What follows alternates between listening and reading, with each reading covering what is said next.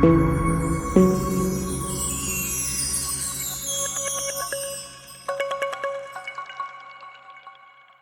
Friends, welcome to learn insight. आज हम start करेंगे न्यू टॉपिक जिसका नाम है demographic condition. So let's begin. इस पर्टिकुलर टॉपिक में हम ये समझेंगे कि जो ब्रिटिशर्स हमारे ऊपर रूल कर रहे थे तो उस समय डेमोग्राफिक कंडीशंस कैसी थी। सबसे पहले हम इस वर्ड डेमोग्राफिक का मतलब समझ लेते हैं। डेमोग्राफिक बेसिकली इसके अंदर कुछ ऐसे एस्पेक्ट्स आते हैं जिसके माध्यम से हमें ह्यूमंस की जो कंडीशंस होती है, उनकी जो स्टेट होती है, उसके बारे में पता चलता है। Demographic conditions during the British rule exhibited all features of a stagnant and backward Indian economy. Basically हमारी जो डेमोग्राफिक कंडीशंस थी ब्रिटिश रूल के दौरान वो बहुत ही ज़्यादा पुअर थी। हमारी जो इंडियन इकोनॉमी थी वो एकदम स्टैग्नेंट, एकदम पुअर इकोनॉमी थी। उस समय हमारी जो डेमोग्राफिक कंडीशंस थी वो बहुत ही ज़्यादा बुरी थी। जितने भी फीचर्स थे डेमोग्राफिक कंडीशंस के वो इंडिकेट करते थे कि हमारी जो इंडियन इकोनॉमी है वो कितनी ज़्यादा बैकवर्ड, पिछड़ी और कितनी ज़्यादा स्टैग्नेंट इकोनॉमी है। फर्स्ट ऑफिशियल सेंसस, सबसे पहले सेंसस का मतलब समझते हैं। सेंसस का मतलब होता है जनगणना। तो first official census was conducted in the year 1881। First जो ऑफिशियल सेंसस हुआ था वह 1881 में हुआ था। Through sufferings from certain limitations, लेकिन जब ये पूरा सेंसस किया गया तो उसमें बहुत सारी प्रॉब्लम्स फेस करी गई, बहुत सारी limitations I. The census revelled unevenness in India's population growth. ये जो सेंसस थी, जो सेंसस कंडक्ट की गई थी, उसने रिवेल किया कि इंडिया की जो पॉपुलेशन ग्रोथ है उसमें कितनी ज़्यादा अनइवननेस है। इट मीन्स सडनली इंडिया की जो पॉपुलेशन है वो राइज कर जाती है and on the other hand suddenly India की जो पॉपुलेशन है वो डिक्लाइन भी कर जाती है।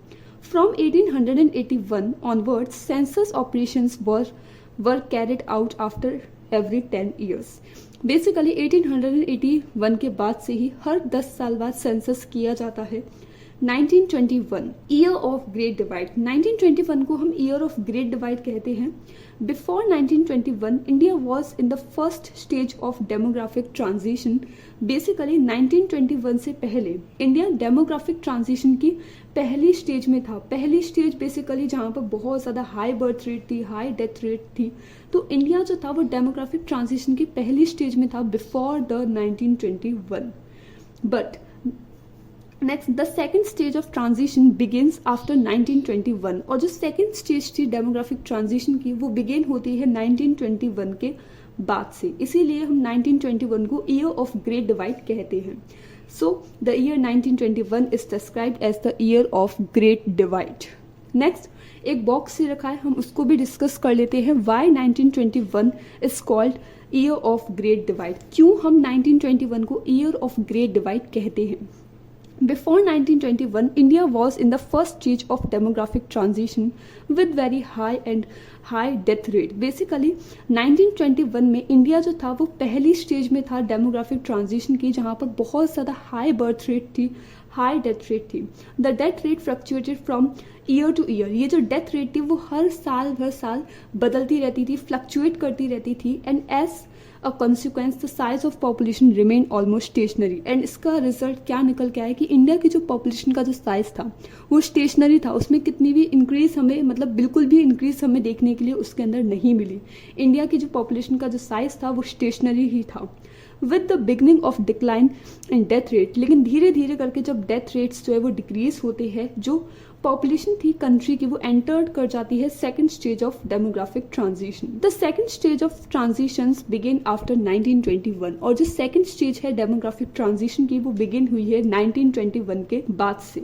From the year 1921 onwards, India's population never declined and recorded a consistent rise. तो 1921 जो ईयर है उसके बाद से ही जो इंडिया की जो पॉपुलेशन थी वो कभी भी डिक्लाइन नहीं हुई और कॉन्टिन्यूसली इंडिया की जो पॉपुलेशन है वो इंक्रीज करती हुई चली गई। Due to this reasons 1921 is called year of great divide. इसीलिए हम जो ईयर है 1921 उसको हम ईयर ऑफ ग्रेट डिवाइड कहते हैं, क्योंकि इससे पहले इंडिया डेमोग्राफिक ट्रांजिशन के फर्स्ट स्टेज में था और उसके बाद इंडिया डेमोग्राफिक ट्रांजिशन की सेकंड स्टेज में फॉल किया है। Now the demographic conditions during colonial rule is described in the following points. Basically जो हमारी demographic conditions थी ब्रिटिश रूल के दौरान उनको कुछ इन following points के माध्यम से explain किया गया है. Let's try to understand. High birth rate and death rate. Basically सबसे पहले हम birth rate का मतलब समझ लेते हैं और death rate का मतलब समझ लेते हैं क्योंकि high का मतलब तो हमें पता ही है of course. Now birth rate. Birth rate refers to the numbers of children born per thousands in a year. Basically जो per thousands persons होते हैं एक ईयर के अंदर एक साल के अंदर जो पर थाउजेंड्स पर्सन होते हैं उनसे जो नंबर्स ऑफ चिल्ड्रंस बॉर्न होते हैं उसको हम कहते हैं birth rate. And death rate refers to the numbers of peoples dying per thousands person in a year. मतलब कि पर थाउजेंड जो पर्सन होते हैं ईयर के अंदर उसमें से कितने नंबर्स ऑफ पीपल्स जो है वो डाई कर गए उसको हम कहते हैं डेथ रेट. तो बेसिकली ब्रिटिशर्स के रूल के दौरान इंडिया का जो बर्थ रेट था और जो डेथ रेट था वो बहुत ही ज्यादा हाई था. नाउ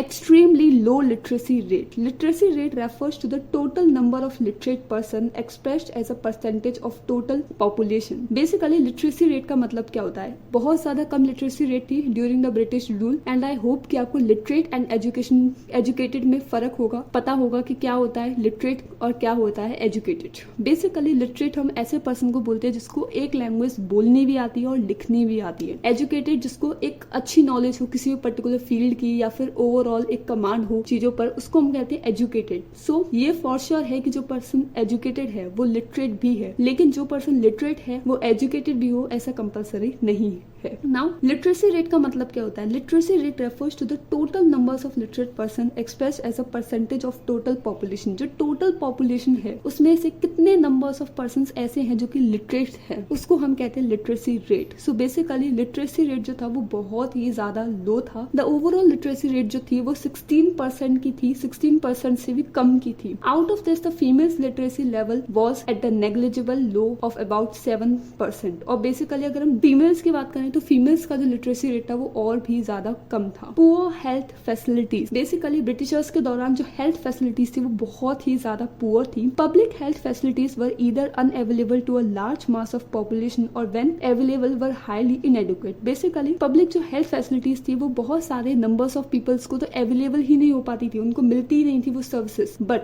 जिनको मिलती थी वो हाईली इनएडुकेट होती थी. मतलब कि एक तरीके से उनको प्रॉपर उनको सर्विसेज नहीं दी जाती थी, प्रॉपर सर्विसेज उनको नहीं मिलती थी. ठीक. As a result water and airborne diseases were wide spread and took a huge toll on life. Basically इसके चलते कंट्री के अंदर बहुत ज्यादा हमें वाटर और एयरबोर्न डिसीजेस देखने के लिए मिलती है कि कंटिन्यूसली कंट्री के अंदर जो एयर डिसीजेस और airborne diseases and water diseases spread हो जाती हैं क्योंकि जो पीपल्स थे उनको प्रॉपर हेल्थ फैसिलिटीज मिल नहीं रही थी एंड वो सिर्फ बीमारियों से उन डिसीजेस से सिर्फ फाइट कर रहे थे. High infant mortality rate. अब सबसे पहले इन्फेंट मोर्टेलिटी रेट को समझते हैं. Infant mortality rate refers to the numbers of infants dying before reaching 1 year of age per thousands life birth in a year. मतलब कि जो पर थाउजेंड्स जो लाइफ बर्थ होते हैं पूरे एक साल के अंदर एक ईयर के अंदर उसमें से कितने ऐसे नंबर्स ऑफ चिल्ड्रंस होते हैं, ऐसे नंबर्स ऑफ इन्फेंट्स होते हैं जो कि डाई कर जाते हैं एक साल के होने से पहले, उसको हम कहते हैं इन्फेंट मोर्टेलिटी रेट. तो इन्फेंट मोर्टेलिटी रेट जो था वो बहुत ही ज्यादा हाई था. The infant mortality rate was quite alarming. जो इन्फेंट मोर्टेलिटी रेट था वो बहुत ज्यादा हाई था.